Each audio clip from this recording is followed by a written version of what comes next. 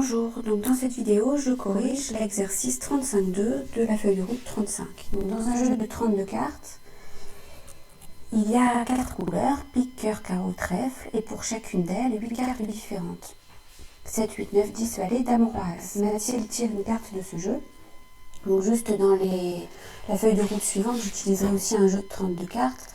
Je pense que vous savez ce que c'est, sinon vous référez cet exercice-là. 32 cartes, on commence au 7. On va jusqu'à l'As, en passant par valet, dame, roi, dame et roi. Il y a des cartes rouges, des cartes noires, mais ce qu'on appelle couleur, c'est pique, carreau, cœur et trèfle. Voilà, donc cœur et carreau sont rouges, pique et trèfle sont noirs. Je pense que vous connaissez.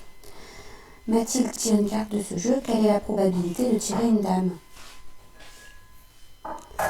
Alors, comment on fait pour calculer les probabilités? On va compter le nombre de cas favorables sur le nombre de cas total. Donc le nombre de cas total, c'est le nombre total de cartes. Combien il y a de cartes? Il y en a 32.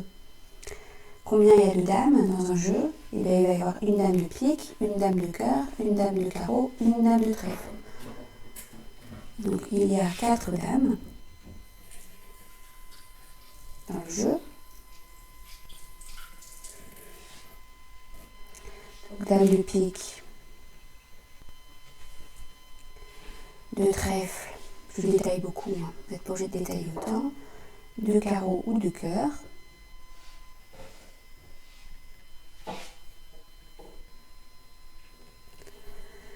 Il y a 32 issues possibles. C'est-à-dire les cartes. Et ces issues sont équiprobables, c'est-à-dire qu'on a autant de chances de tirer une carte que l'autre. On a autant de chances de tirer le 7 de pique que de tirer le valet de trèfle. Donc on est dans un modèle équiprobable, une expérience équiprobable. Donc la probabilité de tirer une dame, on peut l'écrire comme ça. C'est nombre de cas favorables, 4 dames. Il y a 4 cartes qui vont être favorables à ce qu'on veut, les 4 dames. Et en tout, il y a 32 cartes, donc 4 sur 32. Donc on va simplifier, on divise par 4 en haut et en bas. Vous voyez, il y a quand même pas mal de calculs de fraction, probabilité. 32 divisé par 4, ça fait 8. 1 huitième. Si vous voulez mettre une valeur décimale, vous pouvez, parce que ça tombe juste. Il faut que ça tombe juste, si ça ne finit pas après la virgule, il ne faut pas la mettre. Donc ça, c'était la question A. La question B. Donc quelle est la probabilité de tirer un 8? Encore une fois, il y a 32 issues équiprobables. Et combien il y a de 8 dans le jeu? Il y a autant de 8 que de dames, il y a 4 8. 8 de cœur, 8 de trèfle, 8 de carreau, 8 de pique. Donc la probabilité de tirer un 8, encore une fois, c'est 4 sur 32, et c'est donc égal à 0,125.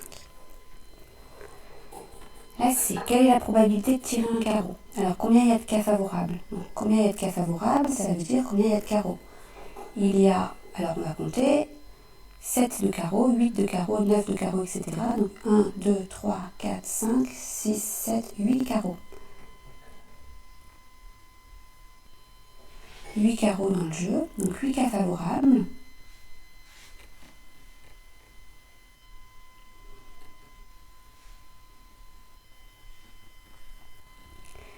Sur 32 cas total, donc 8 sur 32, je divise par 8, ça fait 1 quart, ou 0,25.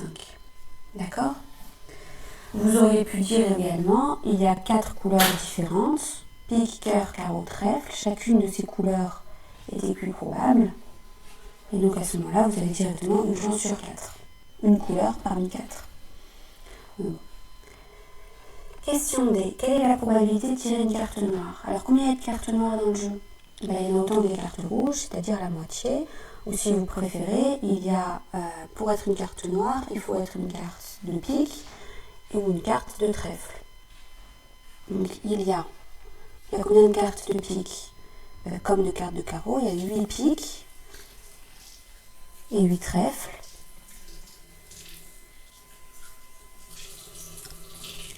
Donc, 16 cartes noires. Donc on est toujours dans le cas d'un modèle équiprobable. 32 issues équiprobables. Donc P de tirer une carte noire, c'est 16 divisé par le nombre de cas total 32. 16 sur 32, ça fait 0,5, moins demi. Et enfin la E, quelle est la probabilité de tirer le 7 de pique? Donc la probabilité de tirer le 7 de pique, il y a combien de cas favorables? Combien de cas nous sont favorables? Qu'est-ce qui peut se passer de favorable quand on tire une carte pour avoir 7 de pique? Il n'y a qu'une seule possibilité, c'est de tirer le 7 de pique. Si vous tirez le 7 de carreau, ça ne va pas. Si vous tirez le 9 de trèfle, ça ne va pas. Donc vous n'avez qu'une seule chance de tirer le 7 de pique sur combien de cartes possibles? 32. Sur 32 issues les plus probables. Donc 1 sur 32, et ben, je ne sais pas combien ça fait, on va laisser 1 sur 32. Voilà. Bon, si vous pouvez calculer, ça tombe juste, encore une fois, mais on peut laisser 1 sur 32. Je vous laisse regarder la vidéo à nouveau si vous avez des problèmes, et puis à m'écrire sur Pronote si vous ne comprenez toujours pas. Bon travail!